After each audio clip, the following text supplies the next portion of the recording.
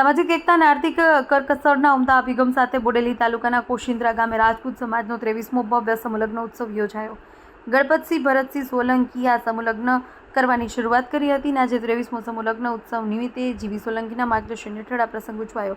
વર્ષ 2002થી અવિરત સેવા યજ્ઞ સામાજિક અગ્રણી શ્રી જીબી સોલંકીના માર્ગદર્શન હેઠળ વર્ષ 2002માં શરૂ થયેલો આ સિલસિલો આજે 23મા વર્ષમાં પ્રવેશ્યો છે, જેના ફળ સ્વરૂપે આજે 26 વર્ષ જેટલા નવ દંપતીઓ અહીં લગ્ન ગ્રંથિથી બંધાયા હતા. છેલ્લા 2 દાયકાથી વધુ સમયથી ચાલતા સમૂહ લગ્નોએ સમાજમાં માત્ર જાગૃતિ જ નહીં, પરંતુ મોંઘાદાટ લગ્ન ખર્ચ સામે મધ્યમ વર્ગ માટે આર્થિક બચતનો માર્ગ પણ મોકળો કર્યો છે. આ પરંપરા રાજપૂત સમાજના સંગઠન અને એકતા વધુ મજબૂત બની છે. આ સમારોહમાં રાજપૂત સમાજના અગ્રણીઓ, રાજકીય, સામાજિક મહાનુભાવો અને મોટી સંખ્યામાં સ્નેહીજનો હાજર રહી નવ દંપતીઓને આશીર્વાદ પાઠવ્યા હતા. રિપોર્ટર મુકેશ પરમાર, નસવાડી. છોટાઉદેપુર જિલ્લા રાજપૂત સમાજ નો આ 23મો સમૂહ લગ્ન કોશિંદ્રા પાસે બાપુ શ્રી ભારતસિંહ સોલંકી સેવા ઉદ્યાનમાં ઉજવાઈ રહ્યો છે.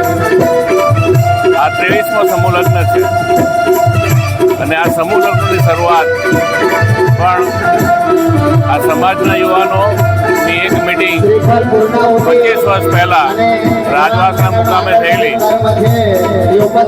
ત્યારે હું પણ 45 વર્ષ કે 46 વર્ષની ઉંમરનો હતો અને ત્યારે સમાજના યુવાનોએ ભેગા થઈ અને સંકલ્પ કરેલો કે આપણે સામાજિક એકતા કેળવીએ, સમાજમાં જે ખોટા ખર્ચ છે એમાંથી સમાજને બચાવીએ અને એના માટે એકત્રિત થઈ અને કોઈ સારું કામ શરૂ કરીએ. એના ભાગરૂપે અમે લગભગ 24 વર્ષ પહેલાં નસવાડી શરૂઆત કરેલી. એક પેઢી ઉપરાંતનો સમય વીતી ગયો છે, તેમ છતાં સામાજિક એકતા વર્ષો વર્ષ વધતી ગઈ, સામાજિક ઉન્નતિ પણ વધતી ગઈ અને યુવાનોના પ્રયત્નોથી સમાજમાં ચાલતા મોટા ખર્ચાઓ માટેની જે સમજ છે એ સમાજમાં ઊભી થઈ અને એના ભાગરૂપે ઉત્તરોત્તર સમૂહ લગ્નમાં ભાગ લેનાર જોડાઓની સંખ્યા વધતી ગઈ. શરૂઆતમાં 2005 કે 6 જોડા આ સમૂહ લગ્નમાં જોડાતા હતા. આજે સામાજિક જાગૃતિ આવી છે, એકતા વધી છે, સાચી સમજ કેળવાઈ છે અને સમાજમાં આ વર્ષે જેમ 26 જોડા છે એમ હવે હમણાંના વર્ષોમાં 25 થી 30 જોડા લગ્ન ગ્રંથિથી જોડાય છે.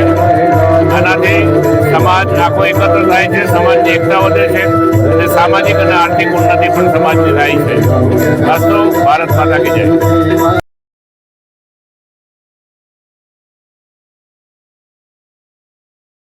દેશ અને દુનિયાના સમાચાર જોવા માટે અમારી ચેનલ વાત્સલ્યમ સમાચારને સબસ્ક્રાઇબ કરો અને બેલ આઇકોન પર ક્લિક કરો, જેથી આપને રોજે રોજની તમામ અપડેટ મળતી રહે.